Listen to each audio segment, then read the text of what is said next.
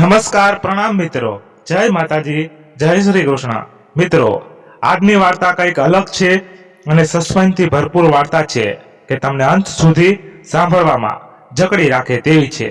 તો ચાલો સરસ વાર્તાને સાંભળીને આનંદ માણીએ। ડેડ બોડીને નીચે ઉતારો અને કોઈએ સ્પર્શ તો નથી કર્યો ને?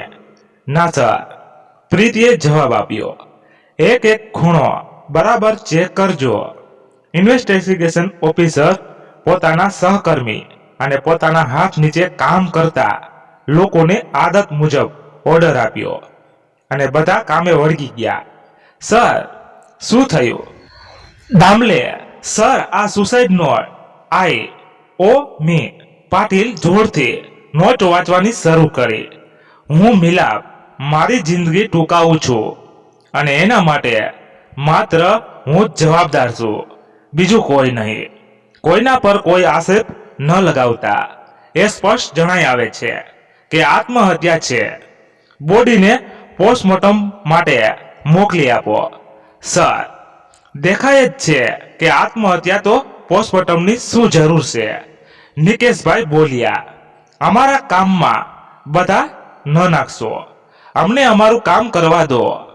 તમને તમામ પ્રકારની તપાસ પછી અંતિમ વિધિ માટે મિલાપની બોડી મળી જશે।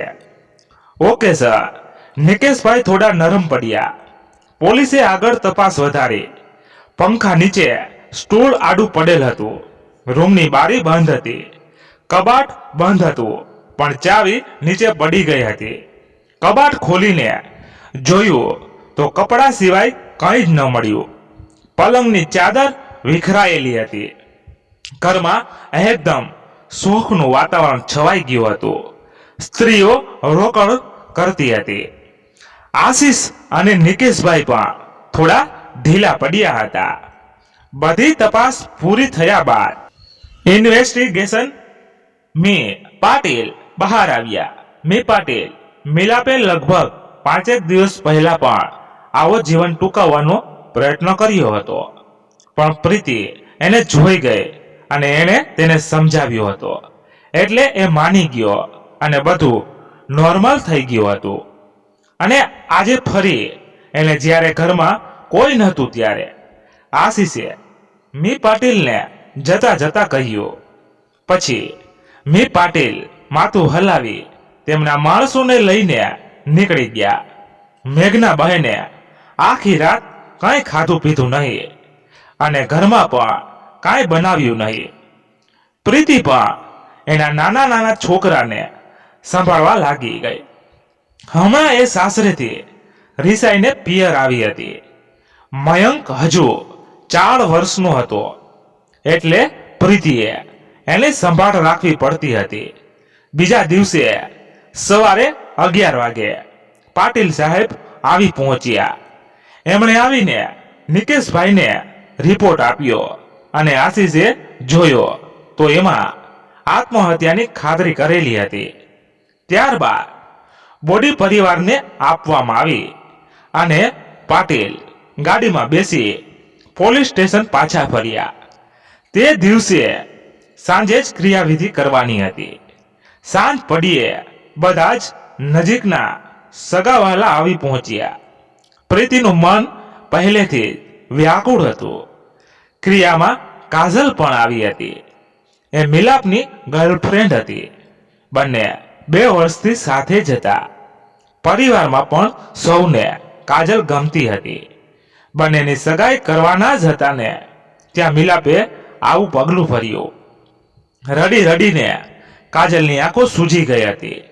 આવતા વે એ મેઘના બહેનને બેટીને રડી પડી। ત્યારબાદ વિવેક અને શ્વેતા પણ આવી પહોંચ્યા। વિવેક મિલાપનો મિત્ર અને બિઝનેસ પાર્ટનર હતો। બંને થોડા સમય પહેલા નવું સ્ટાર્ટઅપ શરૂ કર્યું હતું ને શરૂમાં ખૂબ સારું ચાલતું હતું, પણ થોડા સમયથી ઘણું નુકસાન ગયું હતું। શ્વેતા વિવેકની પત્ની હતી। આંટી થોડા દિવસ પહેલા તો આપણે મિલાપને સમજાવેલો, પણ પાછું એણે વિવેકે મેઘના બહેનને કહ્યું, વિવેક હવે બધું યાદ ના કરો, પાછું આંટીને વધુ દુઃખ થશે. શ્વેતાએ કહ્યું, બધા સગા વહાલા આવી ગયા બાદ વિધિ કરવામાં આવી. કોઈના આંસુ સુકાતા નહોતા. છેવટે સ્મશાનમાં જઈને અગ્નિદાન અપાયો અને સૌ ઘરે આવ્યા. બીજા દિવસે સવારે જ્યારે મી પાટીલ પોલીસ સ્ટેશનમાં કામ કરી રહ્યા હતા ત્યારે તેમની સામે કોઈ આવીને ઊભું રહ્યું. એમણે ઉપર જોયું તો ત્યાં પ્રીતિ ઊભી હતી. અરે પ્રીતિ, તું અહીં? શું થયું? ક્રિયાવિધિ થઈ ગઈ મિલાપની. જી મી પાટીલ, શું થયું? તું ઘણી ચિંતામાં લાગે છે. બેસ પહેલા.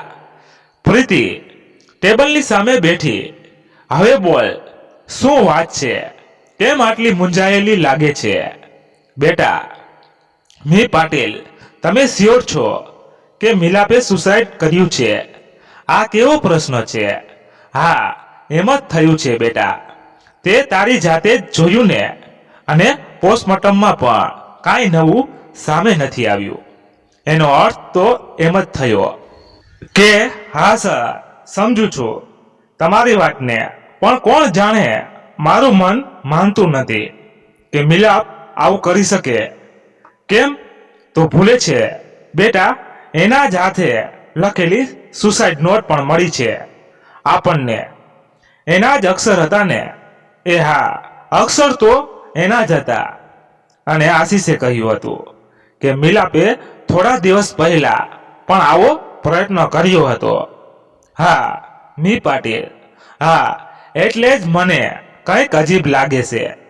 મેં એને બરાબર સમજાવ્યો હતો ત્યારે, અને એ માની પણ ગયો હતો. ઉપરથી એણે મયંકના એટલે કે એના ભાણિયાના સહમ ખાઈને કહ્યું હતું કે એવું ફરી ક્યારેય નહીં કરે. આખી દુનિયામાં સૌથી વહેલો એનો મયંક હતો. એ એના સમ ખાઈને આવું કરે એ જ મને સમજાતું નથી. તો તને કોઈના પર શક છે કે ના? શક જેવું તો નથી, પણ આત્મહત્યાની વાત ગળે નથી ઉતરતી. મિલાપ મયંકના સમ ખાઈને આમ કરે. હોઈ શકે હું ખોટી હોઉં, પણ છતાં તમે કંઈ કરી શકો તો. જો બેટા, મને કંઈ સમજાતું નથી, અને આત્મહત્યા સિવાય આ બીજું હોય પણ શું શકે? અને મને એ કહે, મિલાપે આની પહેલા આત્મહત્યા કરવાની કોશિશ કેમ કરી હતી? એના અને વિવેકના ધંધામાં ઘણું મોટું નુકસાન આવ્યું હતું. એને લીધે વિવેકનો બિઝનેસ પાર્ટનર અને ખાસ મિત્ર છે, એટલે નુકસાન જવાની મિલાપે જીવન ટૂંકાવાનો પ્રયત્ન કર્યો હતો. ઓકે, તેમનો બિઝનેસ શાનો હતો? મી પાટીલે પૂછ્યું. સર, એમણે કંઈક સ્ટાર્ટઅપ શરૂ કર્યું હતું. પ્રીતિએ જવાબ આપ્યો. આશરે કેટલા દિવસ થયા આત્મહત્યાનો પ્રયાસ કરે? ચોક્કસ દિવસ તો યાદ નથી, પણ આશરે 5 દિવસ થયા. ઓકે, એ દિવસે શું થયું મને બરાબર યાદ કરીને કહે. પ્રીતિ યાદ કરીને બોલવા લાગી. સાંજના 4:30 જેવું થયું હશે. પપ્પા કંપની પર હતા અને મમ્મી મંદિરે ગઈ હતી. મારો દીકરો મયંક સૂઈ ગયો હતો, તો હું આમ જ આંટો મારવા નીકળી અને મિલાપની બારીમાંથી જોયું તો એના હાથમાં દુપટ્ટો હતો અને એ ખૂબ જ દુઃખી દેખાતો હતો. એને જોઈને કોઈને પણ ખબર પડી જાય કે, અને પ્રીતિ થોડી વાર રડવા જેવી થઈ ગઈ. પાટીલે પ્રીતિને સાંત્વના આપી અને પ્રીતિએ પાણી પીને આગળ ધપાવ્યું. સધરાગે દરવાજો અંદરથી બંધ કરવાનું મિલાપ ભૂલી ગયો હતો. હું તરત દોડીને અંદર ગઈ અને એણે અટકાવીને સમજાવ્યો. ઓકે, તમે જોઈ શકો છો. પ્રીતિ ત્યાંથી નીકળી ગઈ. દામલે મિલાપના પપ્પા નિકેશભાઈને બોલાવો. Yes sir. અડધો કલાક પછી નિકેશભાઈ પોલીસ સ્ટેશન પર પહોંચ્યા। હજુ મી પાટીલ કંઈક બોલે તે પહેલા જ નિકેશભાઈ બોલવા લાગ્યા, સર, બધું તો પતી ગયું છે, હવે શું છે? તમારી દીકરીને શક છે કે આત્મહત્યા નહીં, ખૂન છે। એનો તો સ્વભાવ જ સંકીલો છે। હું તો એને સમજાવીને થાક્યો, એના કારણે જ એ પાછી આવી છે। અર્થાત મતલબ એ મી પાટીલ એને તેના પતિ પર શક હતો કે એનું બીજી કોઈ સ્ત્રી સાથે ચક્કર છે। એને કારણે એ બે વચ્ચે ઝઘડા ચાલતા અને એના લીધે એ મયંકને લઈને પાછી આવી ગઈ। તે વિશે અમે જોઈ લઈશું। તમે તમારું કહો, તમારો શેનો ધંધો છે? મારી કંપની સુપર કિચનવેર કરીને અને બહુ સારું ટર્નઓવર પણ છે, પણ તમારા દીકરા મિલાપ તો અલગ સ્ટાર્ટઅપ છે। હા, મિલાપને મારા ધંધામાં રસ નહોતો। ક્યાંક એવું તો નથી ને તમે જ તમારા મિલાપનું કામ તમામ કરી દીધું હોય, તમારા ધંધામાં મદદ કરવાના બદલે પોતાનું અલગ શરૂ કર્યું? એના માટે કેવી પાયા વગરની વાત કરો છો સર? તમે એને સ્ટાર્ટઅપ શરૂ કરે છે 2 વર્ષ થઈ ગયા, ત્યારે મને થોડો ગુસ્સો અને નારાજગી હતી, પણ હવે કાંઈ નથી।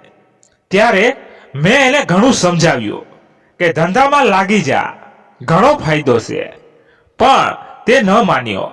છેવટે મને કમને મેં એને પરવાનગી આપી અને અત્યારે તો આ ધંધો મારો મોટો દીકરો આશીષ સંભાળે છે।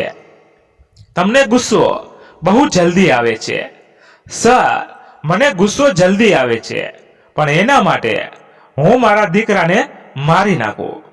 નિકેશભાઈએ કહો, તમે 18 તારીખે ક્યાંક હતા? હું મારી ઓફિસની કેબિનમાં હતો અને મેઘનાનો કોલ આવતા હું મારતી ગાડીએ આવ્યો। ઓકે, તમે જઈ શકો છો। દામલે એક કામ કર, આ પ્રીતિના પતિ સૌરભ દલાલની તપાસ કર અને પછી બોલાવ। 2 કલાક પછી સૌરભ પોલીસ સ્ટેશનમાં આવ્યો તો સૌરભ, મિલાપે આત્મહત્યા કરી ત્યારે તમે ક્યાં હતા? તમે મને ઘટના સ્થળે પણ ન દેખાયા। તમે ક્યાંક મોઢું તો નહોતા છુપાવતા ને? ના સર, ત્યારે હું ઘરનો સામાન ખરીદવા ગયો હતો અને હું બિલ બનવાની રાહ જોતો લાઈનમાં ઊભો હતો અને હું અંતિમ વિધિમાં તો હાજર જ હતો। સૌરભે ખુલાસો આપતા કહ્યું, અને સર, બીજું કે મારી પાસે મિલાપને મારવાનું કોઈ કારણ નહોતું। કારણ તો હું આપું તને। પ્રીતિ તમારી સાથે ઝઘડો કરીને પિયર આવી ગઈ, એનું કારણ તમે ક્યાંક ને ક્યાંક તમારા શાળા મિલાપને જ માનતા હતા।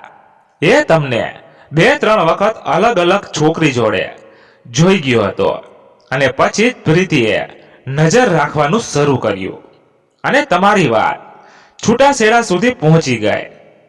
સર, હું એને મારી નાખું તો સૌથી પહેલા શક મારી પર જ આવે।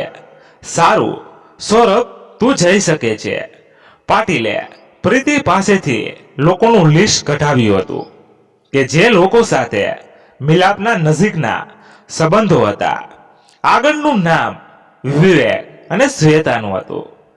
બીજા દિવસે વિવેક અને શ્વેતા પાટીલે આપેલા સમય મુજબ પોલીસ સ્ટેશને આવી પહોંચ્યા। શું વાત છે પાટીલ સાહેબ, મિલાપ તો અંતિમ સંસ્કાર પણ થઈ ગયા ને હવે? પણ કોઈને શક છે કે એ આત્મહત્યા નહીં પણ મર્ડર હોઈ શકે। શું મર્ડર એટલે કોઈએ જાણી જોઈને મિલાપને પંખા પર લટકાવ્યા એમ અને ફાંસી આપી દીધી? અરે પણ કોઈ એમ શું કામ કરે? કોઈએ મારવા જ હોય તો બીજા ઘણા રસ્તા। તમે પહેલા બેસો, પછી વાત કરીએ।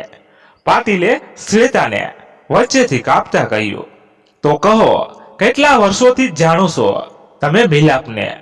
હું ને મિલાપ સ્કૂલ ફ્રેન્ડ હતા અને પછી સ્ટાર્ટઅપ શરૂ કર્યું હતું, વિવેકે કહ્યું। શેનું સ્ટાર્ટઅપ? ઘર વખરીની વસ્તુઓ એપ મારફતે શહેરના લોકો સુધી પહોંચાડવાનું. શરૂઆતમાં તો ખૂબ સારું ચાલી રહ્યું હતું, પણ હમણાં કોમ્પિટિશન વધવાને લીધે થોડું નુકસાન ગયું હતું. અને આ નુકસાનને લીધે જ મિલાપે થોડા દિવસ પહેલા આત્મહત્યા કરવાની કોશિશ કરી હતી. ને હા, એને લીધે શ્વેતાએ વગર પૂછે તાપસી પૂરતા કહ્યું, તમારા બંનેનો સરખો ભાગ હતો, એટલે કે તમારો અને મિલાપનો 50-50% ભાગ સ્ટાર્ટઅપમાં. હા, એકદમ સરખો હિસ્સો હતો મારો અને મિલાપનો, વિવેકે કહ્યું. અને તમારા પછી નોમિની શ્વેતા જ હશે. પણ મિલાપ પછી કોનું નામ હતું? કાજલનું, વિવેકે કહ્યું. સારું સારું, અને મને એ કહો કે જે દિવસે આત્મહત્યા થઈ એ દિવસે તમે બંને ક્યાં હતા? હું કંપનીના કામે સુરત ગયો હતો, વિવેકે કહ્યું. અને તમે શ્વેતાજી? હું મારી દીકરીને લઈને મારા મમ્મીના ઘરે ગઈ હતી. ભલે તમારા મમ્મીના ઘરનું સરનામું અને તમે સુરતમાં જ્યાં ગયા હતા એ પણ લખો. જે ઇન્સ્પેક્ટર એને શું કહ્યું એટલું કરશો તો સરળતા રહેશે અમને પણ અને તમને પણ. ત્યારબાદ વિવેક અને શ્વેતા સરનામા લખી પાછા ગયા. હવે કોનો નંબર આવે છે સાહેબ? દામલેએ પૂછ્યું. આશીષ અને એના મમ્મીનો, પણ એમની તપાસ આપણે ઘરે જઈને કરીશું. આત્મહત્યા સમજીને આપણે તો કઈ બરાબર તપાસ કરી જ નહોતી તે દિવસે. ચાલ ગાડી કાઢ દામલે. દામલે અને પાટીલ સાહેબ મિલાપના ઘરે પહોંચ્યા. મિલાપના મમ્મી શર્ટનું બટન ટાંકી રહ્યા હતા. પાટીલ અને દામલેને આવતા જોઈ સોય દોરો બાજુ પર મૂકી ઊભા થયા અને એમને આવકાર્યા. મિલાપના મમ્મી પાણી લેવા ગયા ત્યારે પાટીલે આજુબાજુ બધે નજર દોડાવી. પછી મેઘના બહેન આવ્યા એટલે એમણે પૂછ્યું, આશીષ ઘરમાં જ છે ને? હા, 10માની વિધિની બધી તૈયારીઓમાં પડ્યો છે. એને બોલાવશો, અમારે જરા વાત કરવી છે. શું થયું પાટીલ સાહેબ, બોલો, કહીને એટલામાં આશીષ આવ્યો.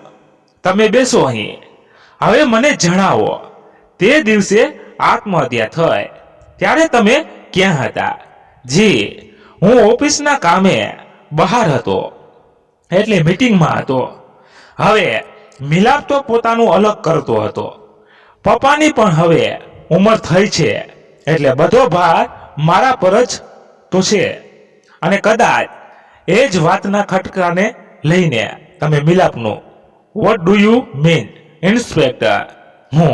હું મારા સગાભાઈનું ખૂન કરું, અને એ પણ આવી રીતે કરવું જ હોય તો બીજા ઘણા રસ્તા છે, એ બધું જવા દો.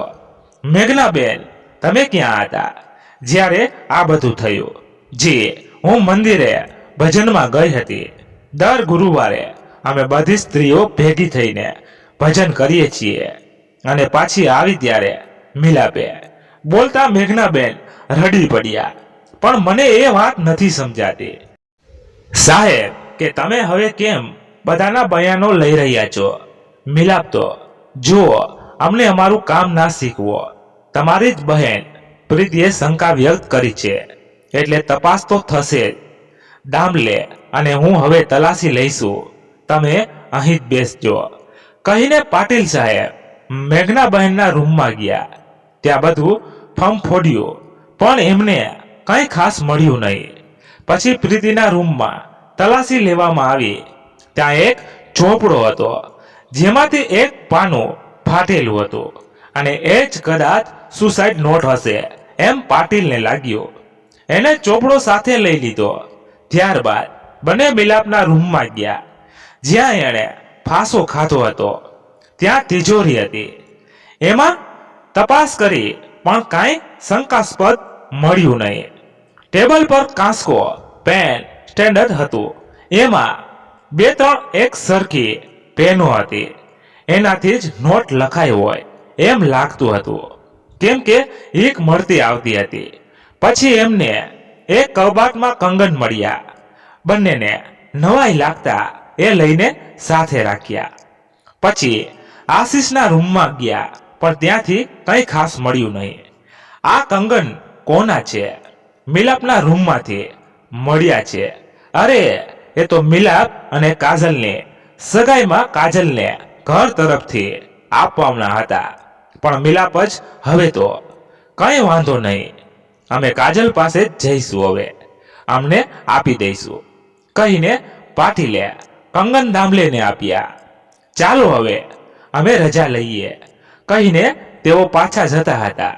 ત્યાં પાટીલ પાછા ફર્યા અને આશીષને પૂછ્યું, ભાઈ, તું તો મિલાપ કરતાંય થોડો મોટો છે, તે કેમ લગ્ન નથી કર્યા હજુ સુધી?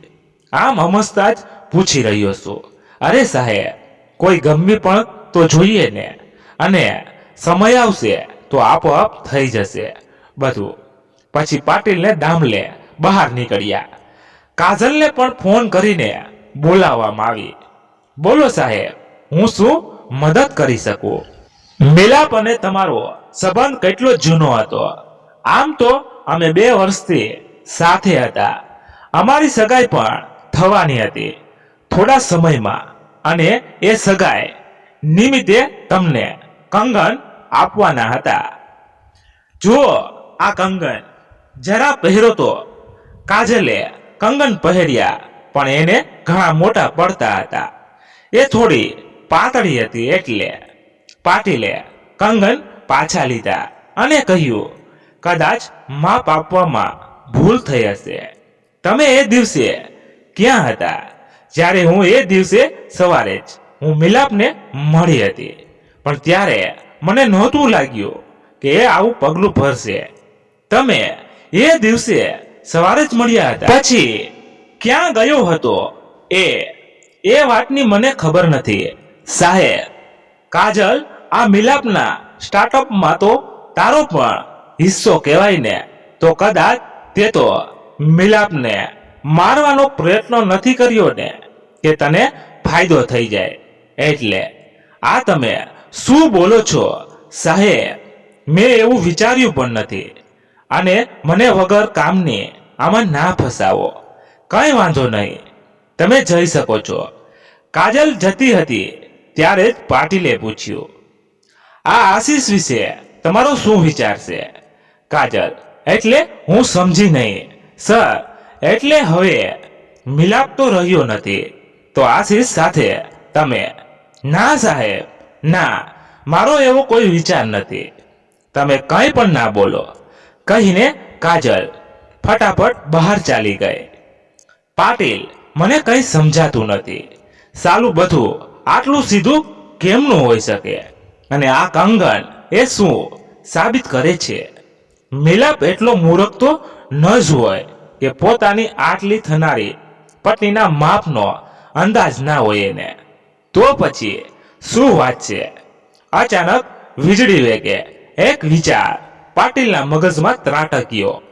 દામલે, ગાડી કાઢ, આપણે ક્યાંક જવાનું છે. શ્વેતાના ઘરની બેલ રણકતા એને દરવાજો ખોલ્યો. સામે પાટીલ ઊભા હતા. અરે આવો ઇન્સ્પેક્ટર સાહેબ, આવો. શું થયું અચાનક અહીં તમે? પાટીલે કંગન બતાવીને કહ્યું, કેવા લાગે છે આ કંગન તમને? શ્વેતાબહેને સુંદર છે, પણ મને કેમ બતાવી રહ્યા છો? ગમ્યા ને તમને? તો પહેરો હવે. જી, હું કાંઈ સમજી નહીં. અરે શરમાશો નહીં, પહેરો પહેરો. શ્વેતાએ કંગન પહેર્યા અને એને બરાબર હાથમાં થઈ ગયા. પાટીલ અને દામલે બે એકબીજા સામે જોઈ રહ્યા. બાકીની વાતો આપણે પોલીસ સ્ટેશનમાં જ કરીશું. શ્વેતા, પ્રિયંકા લઈ જા આને. પણ મેં શું કર્યું? શ્વેતા કંઈ સમજી નહીં. પોલીસ સ્ટેશનમાં આવ્યા બાદ પ્રિયંકાએ શ્વેતાને જોરદાર તમાચો માર્યો. હજુ આગતા સ્વાગતા કરવી પડશે કે બધું જાતે કહીશ? પ્રિયંકાએ ગુસ્સો બતાવ્યો. શ્વેતાએ રડવાનું ચાલુ કર્યું. મેડમ, મારા અને મિલાપ વચ્ચે અનૈતિક સંબંધ હતો. કેટલા સમયથી હતો? તમારું આ ચક્કર. સર, લગ્નના થોડા સમય પછી અમે મળ્યા અને મને ત્યારથી એ ગમવા લાગ્યા. અમારી મુલાકાત વધતી ગઈ. પાટીલે વધારે પૂછપરછ કરવાને બદલે શ્વેતાને મોકલી દીધી. દામલે, મને શક હવે વિવેક પર જાય છે. એ મિલાપ અને શ્વેતા વચ્ચેના ચક્કરની ખબર પડી ગઈ હશે અને એને જ મિલાપનું કાસળ કાઢી નાખ્યું. ઓકે સર, હું વિવેક 18 તારીખે સુરત જ હતો તેની તપાસ કરાવું. શાબાશ દામલે, બહુ જલ્દી શીખી રહ્યો છે. તું તમારી જ દયા છે, કહીને દામલે પાટીલની કેબિનમાંથી બહાર નીકળ્યો. 3-4 કલાકમાં ખબરીઓથી તરફથી વાત પાકી થઈ ગઈ કે વિવેક એ દિવસે ખરેખર સુરત જ હતો. સર, આપણો શક ખોટો હતો. વિવેક ત્યારે ખરેખર સુરત હતો. દામલેએ નિરાશ વ્યક્ત કરી. અને શ્વેતાના કોલ રેકોર્ડર શું કહે છે? પાટીલે આઈબ્રો ઊંચી કરીને પૂછ્યું. હા સર, એમાં પણ કંઈ ખાસ મળ્યું નથી. શ્વેતાની મિલાપ સાથે એટલી વાત જ નહોતી થતી. મહિને 1-2 વાર, એ પણ ભાગ્ય 1 મિનિટ ચાલતી. એનો અર્થ એ થયો દામલે કે શ્વેતા આપણી આંખોમાં ધૂળ નાખી રહી હતી. ક્યારની. હવે આપણે ધૂળ ચટાડવી પડશે. પાટીલ ગુસ્સામાં બોલ્યો. એવું પણ હોઈ શકે કે શ્વેતા પાસે 2 ફોન હોય. સબ ઇન્સ્પેક્ટર પ્રિયંકા બોલી. હા, એ પણ બની શકે. આપણે હવે વિવેક અને એની છોકરી નીતેના DNA મેચ કરાવી જોઈએ. ખબર તો પડે શું કહે છે નીતેના DNA. એક બાજુ વિવેક અને નીતાના DNA લેવા ગયા અને બીજી બાજુ પાટીલે મિલાપની ગર્લફ્રેન્ડ કાજલને બોલાવી. શું થયું સર, કાંઈ ખબર પડી? કાજલે આવતા વેત જ સવાલ કર્યો. તપાસ ચાલુ છે બેટા, બેસ તો ખરી અને મને એ જણાવ, તને ક્યારેય મિલાપ પર શક ગયો છે? કેવો શક સર, કે મિલાપ તારા સિવાય બીજી કોઈ છોકરી સાથે? પાટીલે વાક્ય અધૂરું છોડી દીધું. ના સર, એ મને દગો નહોતો આપતો, એટલો તો વિશ્વાસ છે. મને મિલાપ પર એકાદ દિવસમાં DNA નો રિપોર્ટ આવ્યો અને પાટીલના ધાર્યા પ્રમાણે વિવેક અને નીતેના DNA મેચ થતા ન હતા. મતલબ સર, શ્વેતાનું ચારિત્ર સારું તો નહોતું જ, પણ નીતાનો અસલી બાપ કોણ હશે? તો દામલે બોલ્યો. મને તો શક આશીષ પર જાય છે. અત્યાર સુધી કુંવારો છે. કદાચ મિલાપને આશીષ અને શ્વેતાના આડા સંબંધની જાણ થઈ ગઈ હોય અને મિલાપનું મોઢું બંધ કરવા માટે એને હંમેશા માટે શાંત કરી દીધો હોય. પાટીલે પોતાનો મત રજૂ કર્યો. સર, આ પ્રીતિના પતિ સૌરભનું ચારિત્ર પણ ક્યાં ઠીક હતું. લગ્ન પછી પણ તેના 2-3 સંબંધ હતા. એમાંથી એક આ શ્વેતા તો નહીં હોય. એને જ પોતાના શાળાનું કાસળ કાઢી નાખ્યું હોય. દામલેએ એક નવો જ વિચાર પ્રગટ કર્યો. બીજા દિવસે 10માની વિધિ હતી. ત્યારે પાટીલ, દામલે અને પ્રિયંકા બધા નિકેશભાઈના ઘરે પહોંચ્યા. મિલાપે જે દોરડાથી ફાંસી ખાધી હતી એના પણ અમને એક વાળ મળ્યો છે. એ વાળ કોનો છે એ જાણવા માટે તમારા બધાના વાળનો નમૂનો લેવો પડશે. પાટીલે પોતાના આવવાનું પ્રયોજન જણાવ્યું. પાટીલે એક કાગળ પર બધા વતી નિકેશભાઈને સહી લીધી, જેમાં વાળનો નમૂનો આપવા માટેની બધાની પરવાનગી હતી. એક એક કરીને બધાના વાળ લેવાનું ચાલુ કર્યું. વાળ લઈને પ્લાસ્ટિક બેગમાં મૂકીને સીલ કર્યા બાદ દરેક બેગ ઉપર દામલે નામ લખતો હતો. એમ કરતા કરતા નિકેશભાઈ, આશીષ, સૌરભ, મેઘનાબેન, શ્વેતા, કાજલ એમ તમામના વાળ લેવાઈ ગયા. 2 દિવસ બાદ પાટીલ કેસ વિશે વિચાર કરતો હતો. ત્યાં દામલે રિપોર્ટ લઈને આવ્યો. રિપોર્ટ જોઈને દામલે અને પાટીલની આંખો પહોળી થઈ ગઈ. દામલે, આ તો ધાર્યા કરતા કંઈક જુદું જ લાગી રહ્યું છે. હા સાહેબ, પણ આ કેવી રીતે શક્ય છે? ક્યાંક રિપોર્ટ ખોટા તો નથી ને? ના, રિપોર્ટ તો બરાબર જ લાગી રહ્યા છે, પણ આપણે હવે ઉલટ તપાસ કરવી પડશે. ગાડી કઢાવ. શ્વેતાના ઘરની બેલ ફરી વાગતા એણે બારણું ખોલ્યું અને સામે પાટીલ અને દામલે હતા. અરે સર, વળી પાછું શું થયું? જુઓ, મેં કંઈક કર્યું નથી અને મેં તમને મારા અને મિલાપ વિશે બધું જણાવી તો દીધું હતું. પછી શું થયું? હા, એનો વાંધો નહીં, પણ અમારે તમારા ઘરની તપાસ કરવી પડશે, એટલે મહેરબાની કરીને સહકાર આપો. દામલે સીધો અંદર ગયો. 1 મિનિટ, તમારી પાસે સર્ચ વોરંટ હોવું જરૂરી છે.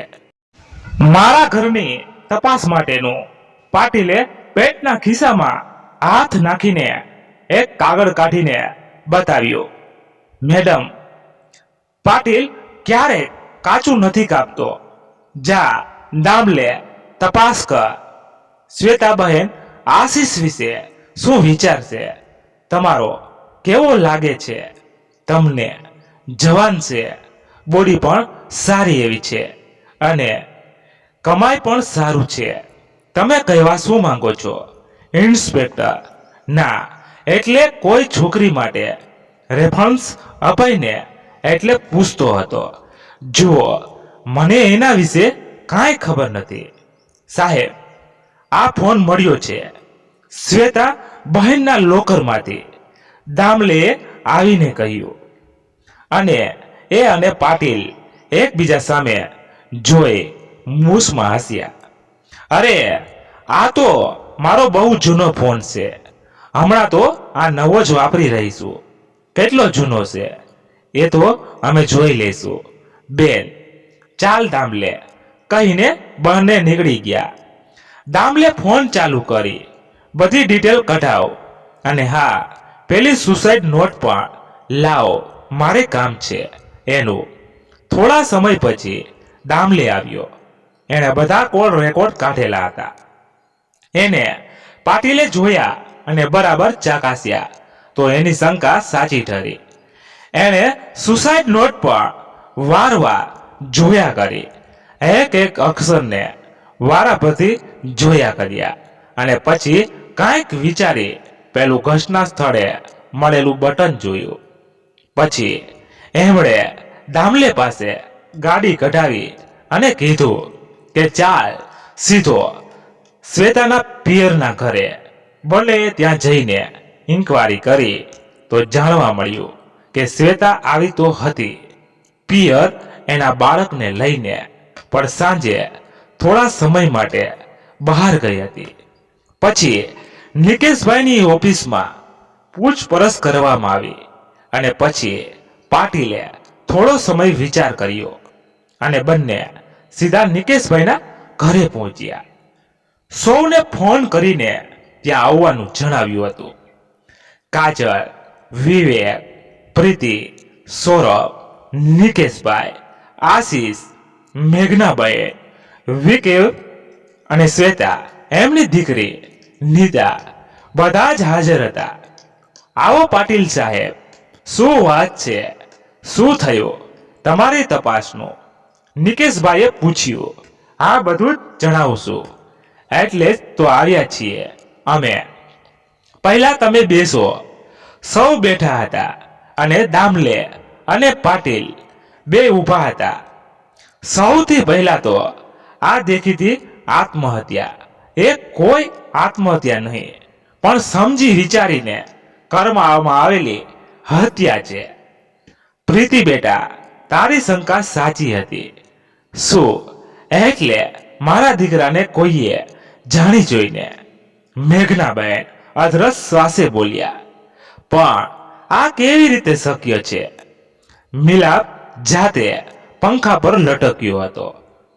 કેમ કે તમે આટલું ખાતરીપૂર્વક કઈ રીતે કહી શકો છો કે તે જાતે પંખા પર લટક્યો હશે?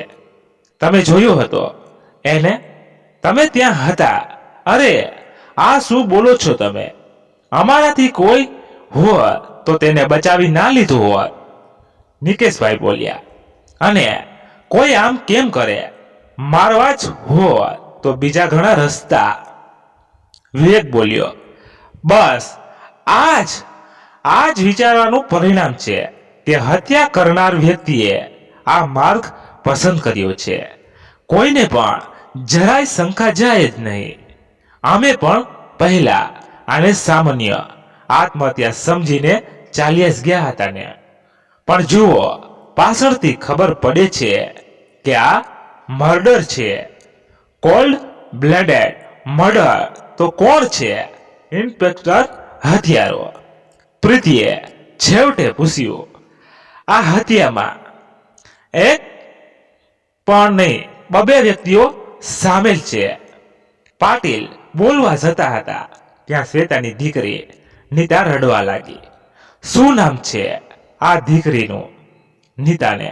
નિકેશ અને શ્વેતાની દીકરી નીતા. વાહ, કેટલું સરસ લાગે છે સાંભળીને. નહીં, આ તમે શું બોલો છો ઇન્સ્પેક્ટર? નીતા મારી એટલે કે વિવેક અને શ્વેતાની દીકરી છે. વિવેકે ગુસ્સામાં આવી કહ્યું. એવું તમને લાગે છે વિવેકભાઈ? ડીએનએ રિપોર્ટ તો કંઈ બીજું જ કહે છે. રિપોર્ટ મુજબ નીતા તમારી નહીં પણ શ્વેતા અને નિકેશભાઈની દીકરી છે. તમારા અને આ દીકરીના ડીએનએ રિપોર્ટ મેચ થતા નહોતા. એટલે મને શંકા ગઈ કે આખરે બાપ છે કોળાનો. પહેલા લાગ્યો મિલાપ હશે, પણ છતાં મને આ શ્વેતા પર વિશ્વાસ ના આવ્યો.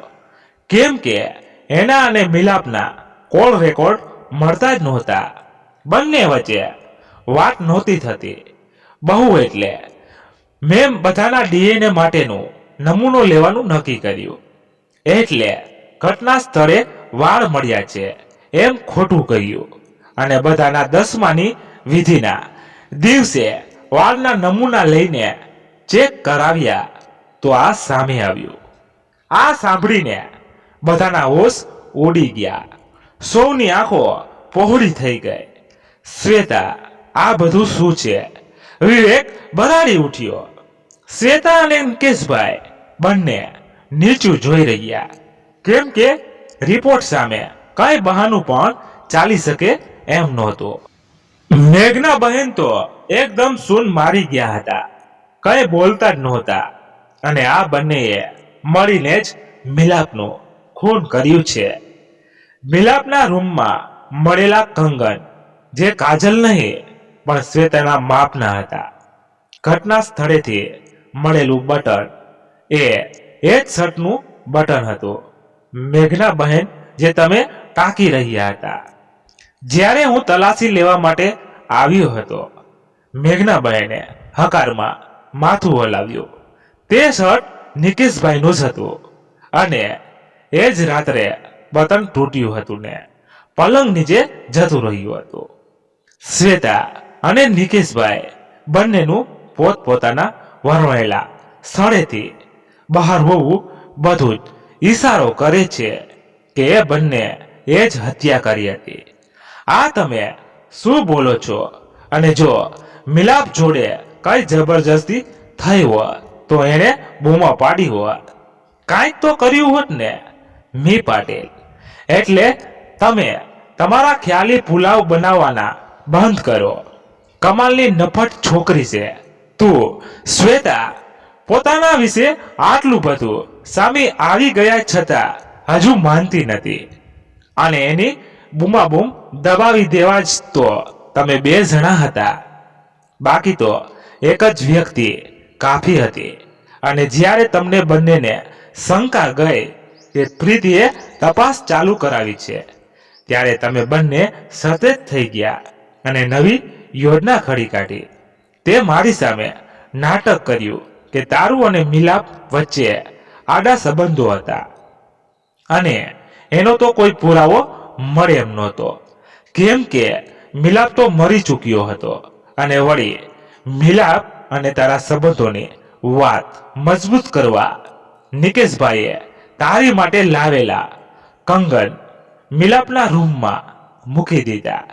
એટલે અમને શંકા જાય અને પેલી સુસાઇડ નોટ. અને ના ભૂલો કે મિલાપ એ થોડા દિવસ પહેલા પણ આત્મહત્યાનો પ્રયાસ કર્યો હતો. નિકેશભાઈએ હજુ પોતાની લૂલો બચાવવા કરવાની કોશિશ કરી. એક્ઝેક્ટલી એ સુસાઇડ નોટ જ્યારે એણે પહેલા આત્મહત્યા કરવાનો પ્રયત્ન કર્યો 13 તારીખે ત્યારની છે. અને કેટલી ચીરથી તમે એ 13નું 18 કરી નાખ્યું એ કોઈ જોઈ જ ના શક્યું પહેલી નજરમાં તો હુંય નહીં. પણ આ પાટીલની આંખો છે. 13નું 18 કરવા માટે વપરાયેલી ઇંક જુદી પડે છે આખી ચીઠી કરતા. અને એ ઇંક તમે વાળના નમૂના માટેના પરમિશન પેપર પર કરેલ સહી સાથે બિલકુલ મેચ થાય છે. અને તમે તો વર્ષોથી એક જ પેન વાપરો છો. કદાચ ઉતાવળમાં તમે ભૂલી ગયા હશો એ જ મિલાપની પેનથી સુધારવાનું. અને હા, આ અધૂરી નોટ છે, કેમ કે જે ચોપડાનું પાનું ફાડીને લખાય છે તે મારી પાસે છે અને એના પાનાની લંબાઈ થોડી મોટી છે. એટલે તમે તમારા કામ સુધીની વિગત લખેલી નોટ બહુ જ કાળજીપૂર્વક ફાડી નાખી છે. જવા દો, એ બધું પણ એ સ્પષ્ટ છે કે તમારા બંને દ્વારા જ હત્યા કરવામાં આવી છે. પણ ઇન્સ્પેક્ટર શ્વેતાને પપ્પા એમ કેમ કરે? પ્રીતિએ પૂછ્યું. બેટા, જ્યાં સુધી હું સમજુ છું ત્યાં સુધી 13 થી 18 તારીખ વચ્ચેના સમયમાં જ મિલાપને નિકેશભાઈ અને આ શ્વેતાના આડા સંબંધોની જાણ થઈ હશે. એટલે એણે બધું બધાને જણાવી દેવાનું નક્કી કર્યું હશે. પણ બિચારો કંઈ કરે પહેલા જ એનો કાસળ કાઢવાનો પ્લાન નિકેશભાઈ અને શ્વેતાએ ઘડી કાઢ્યો. અને મોટી વાત એ હતી કે મિલાપે થોડા દિવસ પહેલા આત્મહત્યા કરવાનો પ્રયાસ કર્યો હતો. એટલે કોઈને શંકા પણ ન જાય અને આ બંનેનો પ્લાન પણ સફળ થઈ જાય. પણ તારી શંકા અને તારા ભાઈ પરના વિશ્વાસને લીધે જ આ બધું બહાર આવ્યું છે. હવે તમારે કોઈ બીજી દલીલ કરવી છે? પાટીલે શ્વેતા સામે જોયું, કહ્યું. શ્વેતા અને નિકેશભાઈ નીચું જોઈ રહ્યા હતા. નિકેશભાઈ, હવે એ જ સારું રહેશે કે તમે તમારી જાતે બધું કબેલી લો, નહીં તો મારે હજી કંઈક કહેવું. પાટીલે ઊંચા અવાજે કહેતા નિકેશભાઈ ગભરાઈ ઉઠ્યા. વાત એમ છે કે જ્યારે વિવેક પહેલી વાર શ્વેતાને લઈને આપણા ઘેર આવ્યો ત્યારે જ હું શ્વેતાને જોઈને મુક્ત થઈ ગયો હતો. પછી મેં જાણી જોઈને એની સાથે સંપર્ક વધાર્યો. સાચું કહું તો મિલાપના પણ સ્ટાર્ટર અપથી ખુશ ના હોવા છતાં શ્વેતાને લીધે જ મેં વાંધો ઉઠાવ્યો નહોતો. પછી મારી એના ઘરે અવરજવર વધી ગઈ. જ્યારે પણ વિવેક બહારગામ જતો, હું કોઈને કોઈ બહાને શ્વેતાને મળતો અને ક્યારેય અમારો સંબંધ આટલો આગળ વધી ગયો એની અમને પણ ખબર ના રહી. અને આ દીકરીને પહેલા તો પડાવી નાખવાનો નિર્ણય લેવાના હતા, પણ શ્વેતાએ કહ્યું કે એને સરળતાથી બાળક રહેતું નથી અને રહ્યું છે તો પડાવી નાખવું યોગ્ય નથી. એટલે અમે ચૂપ રહ્યા. પણ એક દિવસ મિલાપને બધી વાતની જાણ થઈ ગઈ. એણે મને એના સગા બાપને તમાચો મારી દીધો. એના આ વ્યવહાર જોઈ મને ખાતરી થઈ ગઈ કે એ ચૂપ નહીં રહે. એટલે અમારો વિવેક પાછો આવે એ પહેલા એને અને પછી શ્વેતાએ આ યોજના ઘડી કે કોઈને શક નહીં જાય અને અમે બચી જઈશું. પણ આ કાળમુખી પ્રીતિનો શંકાશીલ સ્વભાવ અમને નડી ગયો. પોતાનું તો ઘર ભાંગીને આવી અને હવે અમારું. નિકેશભાઈ એને કંઈ કરવા જાય એ પહેલા જ મેઘના બહેને વચ્ચે જઈને એમના મોઢા પર લાફો ઝીકી દીધો.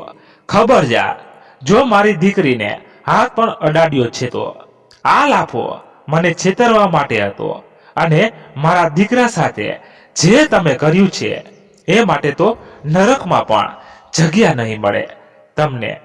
ઇન્સ્પેક્ટર, લઈ જાઓ આ બંનેને અને મોટામાં મોટી સજા અપાવજો.